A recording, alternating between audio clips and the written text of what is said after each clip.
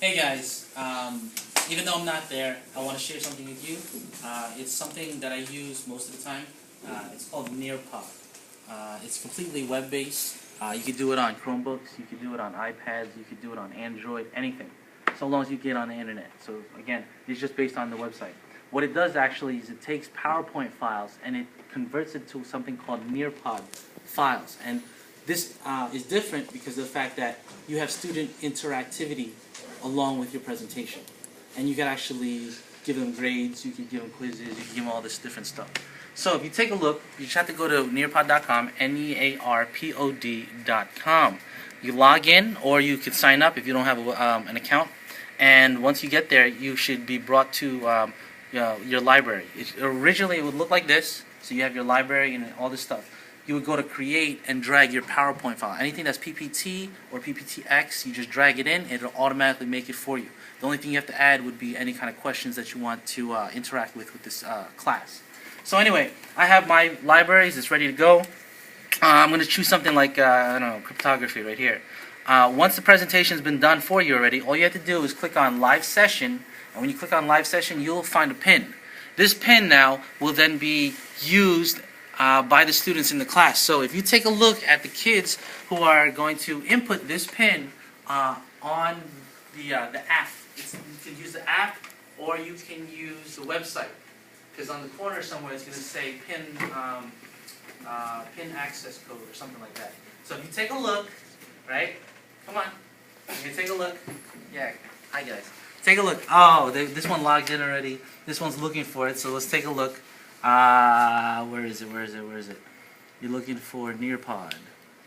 NearPod, right here. And if you take a look at NearPod, you will find the pin right in the bottom. See, join session. Enter the pin, and then they will enter the pin. It's HEFBX. Enter it real quick, and then you will see this on their screen. Now, if you take a look at their screen from the student's perspective, they can minimize and they can enlarge. They cannot swipe to go next, left, or right, anywhere, because of the fact that I'm the one who controls everything. So you as the teacher get to control what they see. It's kind of like having what you're going to put on the projector closer to the students, right on their desk, if they have an Android or iOS device or Chromebook. Okay? So like, take a look what's going on right here, and all I have to do on my master slide is I click on the next slide. It'll change automatically on theirs. So all the students, whether it's a Chromebook or not, they'll be able to put in their name, put David as the name, and then they hit submit, and then they'll say thank you, and then you will see on your screen, it will update as the students input their information, and you can see right here. So now, when you take a look, all I do is click on the next button, and here's one of the cool things. So if you ever do a do now, you can start with a do now with the class. This one's like asking to define cryptography. What is it? Okay, and then now, and the kids, while they're seated, they can go ahead and type in their response right here. So whatever it is that they want to put in. Okay, and then they just hit send, and then the information will come to your screen, and you could always take a look at it and share it with the rest of the class. So since this person submitted the response, they click on share. It would take about a second or two, and it'll show up on their screen, on all the screens of all the students that are logged into your presentation. Now you could do a discussion from that. You could work and build whatever you need to.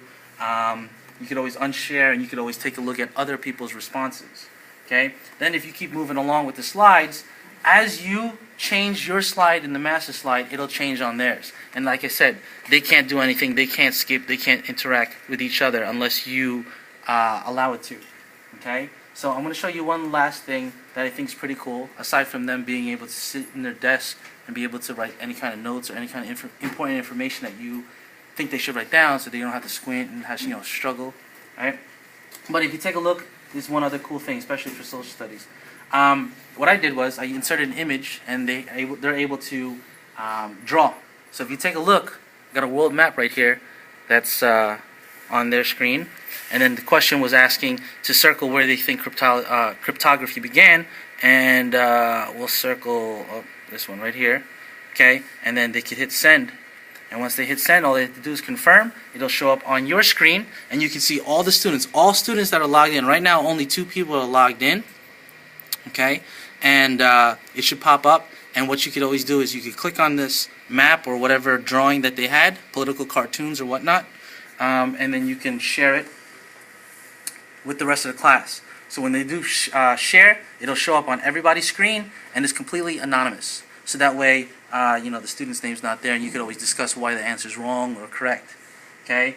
And then aside from that, you can also give them polls. You can give them quizzes, and then you could save the data from the quizzes, and you could use that and put it in Power Teacher, Power Gradebook. Okay? And that's pretty much it. That's what NearPod is. Okay? Okay. If you need any questions, just ask me or email me, and I'll let you know how to use it. Okay? Thanks.